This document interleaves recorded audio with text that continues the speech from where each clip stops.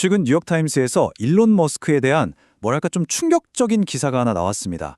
자기 회사 스페이스X를 말이죠. 거의 개인 ATM처럼 써서 어마어마한 돈을 빌렸다는 거예요. 자, 오늘 바로 이 머스크의 비밀 금고에 대체 무슨 의미가 숨어 있는지 한번 제대로 파헤쳐 보겠습니다. 금액이 무려 5억 달러, 우리 돈으로 환산하면 7천억 원이 훌쩍 넘는 돈입니다. 정말 웬만한 기업의 1년 예산이랑 맞먹는 돈이죠. 근데 진짜 놀라운 건요, 이 돈의 액수가 아니에요. 바로 이 돈을 대체 어디서 빌렸냐는 겁니다. 네, 맞습니다. 머스크는 이 천문학적인 돈을 은행에서 빌린 게 아니고요. 바로 자기 자신의 회사 스페이스X에서 빌렸습니다. 아니, 어떻게 이런 일이 가능했을까요? 그리고 도대체 왜 그랬을까요? 이게 바로 오늘 이야기의 핵심입니다. 그럼 먼저 이 5억 달러 대출 사건이 정확히 어떤 건지 그 전말부터 한번 따라가 보죠. 자, 내용을 좀 보면요. 2018년부터 2020년까지 3번에 걸쳐서 빌렸어요. 근데 여기서 진짜 주목해야 할 건 이자율입니다. 그 당시에 은행에서 빌렸으면 이자가 한 5% 정도였거든요. 그런데 자기 회사에서는 고작 1에서 3%. 이건 뭐 거의 특혜라고 봐야죠. 이렇게 돈을 쓰고 2021년 말에 이자까지 쳐서 조용히 다 갚았다는 겁니다. 그러니까 이 사건을 딱 한 문장으로 요약하면 바로 이겁니다. 머스크한테 스페이스X는 그냥 회사가 아니었던 거죠. 필요할 때마다 언제든 돈을 꺼내 쓸 수 있는 자기만의 개인 금고였던 셈이에요. 아니, 도대체 어떻게 회사를 자기 금고처럼 쓸 수가 있었을까요? 그 비밀의 열쇠가 뭔지 지금부터 알아보겠습니다. 상식적으로는 사실 좀 이해하기 힘든 일이죠. 회사 돈을 이렇게 사적으로 빌려 쓴다는 게 말이에요.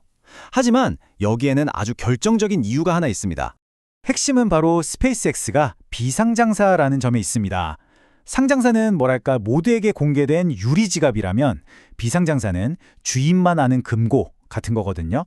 수많은 주주들 또 규제기관의 감시를 받는 상장사랑은 다르게 머스크는 대주주로서 스페이스X의 자금 운영을 아주 신속하게 그리고 은밀하게 결정할 수 있었던 겁니다. 이게 바로 비밀금고가 작동하는 원리죠.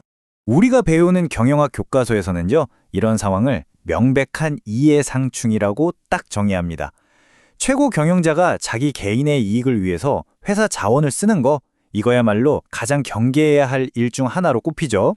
그런데 말이죠, 머스크의 관점에서 보면 이건 그냥 단순한 이해상충 문제가 아니에요. 오히려 자신의 거대한 제국을 만들기 위한 아주 치밀하고 또 대담한 전략의 일부였던 거죠. 그 전략의 핵심, 그건 바로 속도입니다. 머스크는 왜 이렇게까지 논란이 될 수 있는 방법을 썼을까요? 여기서 우리는 그의 가장 중요한 경영 원칙을 엿볼 수 있습니다. 한번 생각해 보세요. 은행에 손 벌리면 온갖 서류 작업에 승인 절차에 몇 달이 그냥 훅 지나가잖아요. 머스크한테 그 시간은 전부 기회 비용인 거예요. 그는 이 복잡한 절차를 그냥 건너뛰고 필요할 때 즉시 자금을 투입해서 사업의 골든타임을 절대 놓치지 않는 것, 바로 이 속도를 돈으로 산 셈입니다. 사실 이런 방식이 이번이 처음도 아니에요. 2008년에 테슬라가 거의 망하기 직전이었을 때 스페이스X 자금으로 구해줬고요. 2016년에 솔라시티를 지원했죠. 머스크는 자기 회사들을 그냥 따로따로 보는 게 아니라 필요할 때마다 서로 피를 수혈해주는 하나의 거대한 유기체로 보고 있는 겁니다. 그러니까 전통적인 시각에서는 이런 행동이 심각한 지배구조 리스크라고 보지만 머스크의 관점에서는 이게 바로 천재적인 아이디어를 현실로 만드는 실행 속도를 위한 연료인 거죠. 리스크를 감수하고 속도를 얻어서 결국엔 결과로 모든 걸 증명해내는 방식. 이게 바로 머스크 스타일입니다. 하지만 머스크가 지금까지 너무나 잘 활용해왔던 이 특별한 게임의 규칙이 이제 곧 바뀔 예정입니다. 머스크가 이렇게 마음대로 열고 닫던 이 비밀 금고, 이게 곧 영원히 닫힐 운명에 처했습니다. 바로 이 사건 때문이죠. 바로 스페이스X의 기업 공개, 즉 IPO입니다.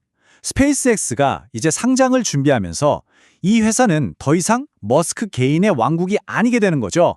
수많은 주주들의 감시를 받는 공적인 영역으로 들어서게 되는 겁니다. 스페이스X가 상장사가 되는 그 순간 모든 게 달라집니다. 첫째, 비밀금고는 이제 더 이상 존재할 수 없어요. 둘째, 모든 중요한 결정은 주주들의 감시 아래서 아주 투명하게 이루어져야만 합니다.